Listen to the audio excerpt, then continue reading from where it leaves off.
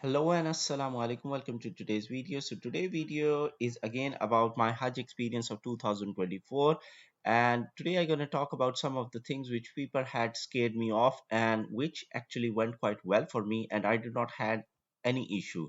So it would be a short video again relating to my experience. Number one, arrival at basically in either Medina or in Jeddah airport, and then facing lots of crowd or issues at the immigration or the washroom condition or long lines, waiting lines. So basically, when I arrived, I was expecting that, but to my surprise, the immigration went very smooth.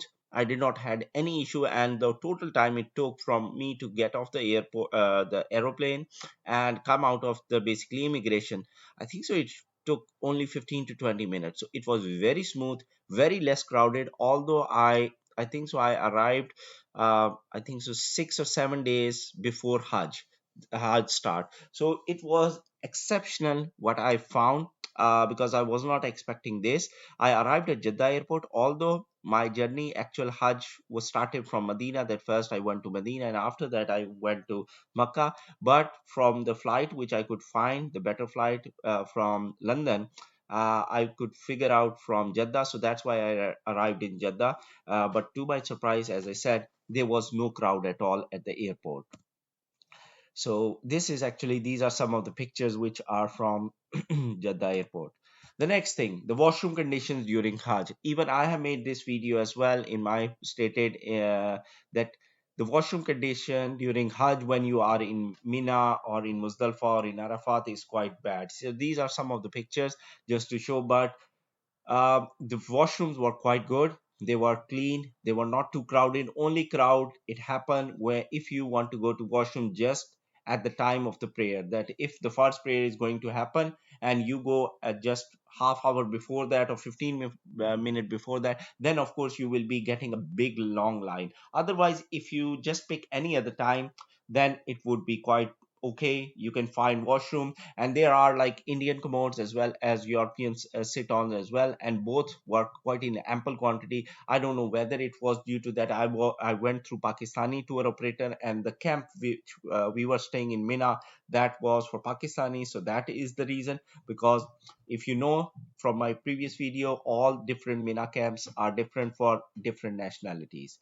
So the other thing which I was, people warned me actually when even I went to Mina the first day as well. Some doctor were there. They were asking that don't eat too much food because the washroom would be quite bad condition. So try avoid eating food and just consume the liquid so that you don't have to do number two, let's say.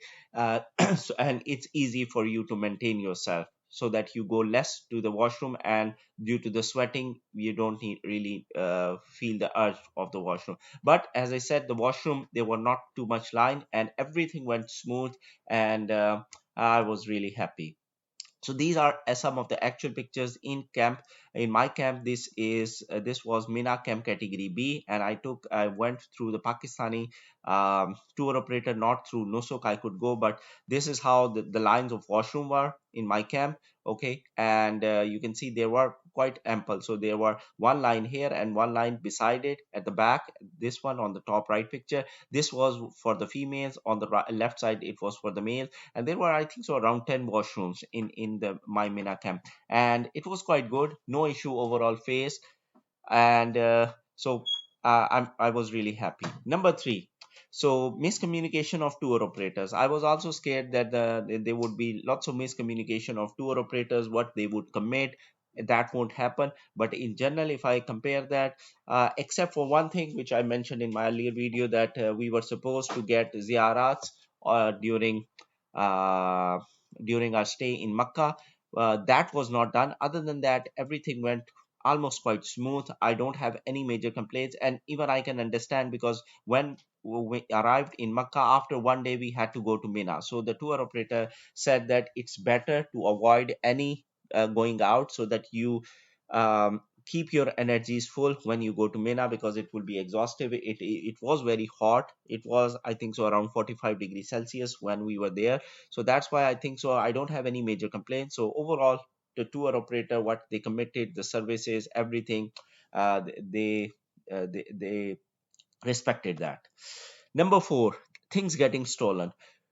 Based on the experience, nothing got stolen anywhere in Makkah, in Medina. There was no, I did not saw anyone doing any cheating kind of thing. So overall, it was quite good experience. As you can see, these are the pictures of the Mina camp. And you can see the luggage place. Some people, not many people left their luggage in Mina, but few people, very few people, like maybe like 2 out of 56 people which were in the camp, maybe left their luggage or backpacks in the camp. And I did not heard anyone that who was complaining their things got stolen. Yes, one person actually lost their power extension, okay, like extension socket. So he had an extension one, so that from one socket there can be five sockets. So that was, I don't think so that was stolen. Maybe someone got mistaken because it's not an expensive thing. Other than that, overall it went quite well. So as you can see, there are lots of people during Hajj time, person on person, but nothing actually bad happened overall. And I think so. This would be the last thing: bringing extra Zamzam in bag from Saudi Arab. So this is actually which I have mentioned in my videos as well, and this is what is stated if you look at the Saudi government instructions as well in general, that you should not be putting any water in your bags, in your luggage bags. Okay, they should not, or they don't usually allow for that one. But to be honest, I had basically Zamzam water in my backpack as well as in my booked luggage. Okay, and I did not kept too much because I was not sure, because in general they only allow 1 5 liter bottle, that you every person who is traveling back, he can take 1 5 liter bottle, and you get it usually from the airport, and that is on top of your main luggage. Other than that, what I heard, it they should not allow. But I had small, like 300 250 ml or 300 ml bottles, and I took three of the bottles, two in my main luggage and one in my backpack, just as extra, because like my tour operator had given me, and I thought, okay, if they asked, we will throw the water. Otherwise, hopefully, I'll consume. But luckily, at the airport, I went back from basically again from Jeddah airport, and I was traveling back to Pakistan at that time. So they did not bothered about it, they did not checked about it, and they did not had any issue, and I was able to take, like, almost, you can say, almost 1 liter extra back with me. So these were some of the things which went well. And actually another thing which went well was, because as I said in the start, that I arrived at Jeddah airport, and then my travel, actually Hajj travel, was started from Medina. That first I had to go in Medina and then to the next location. So I traveled with Haramain train from Medina to Makkah. It was an excellent experience. It is a high speed train.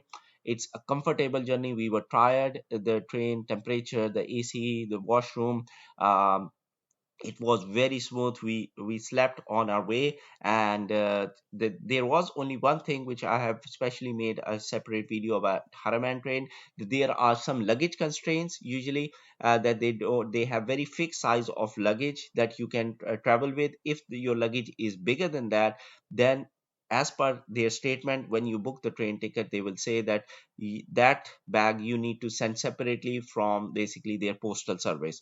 But what I saw when I arrived there, no one was checking the luggage. Okay, and so people were able to take the bigger size luggage as well. But just to be on the precaution side, because they had the kind of a frame to check the luggage size, if they are checking, then you might be having a problem. But luckily, when I went with the baggage size which was recommended and as per their restrictions. So I was not bothered about that. But overall, journey wise, Harman train is excellent. If you are traveling from Medina to Makkah, sorry, or Makkah to Medina, both ways, or Jeddah to Medina, then I would really recommend this Haraman train, and it was an excellent experience. So these are some of the things which I was very concerned with and which went overall quite well.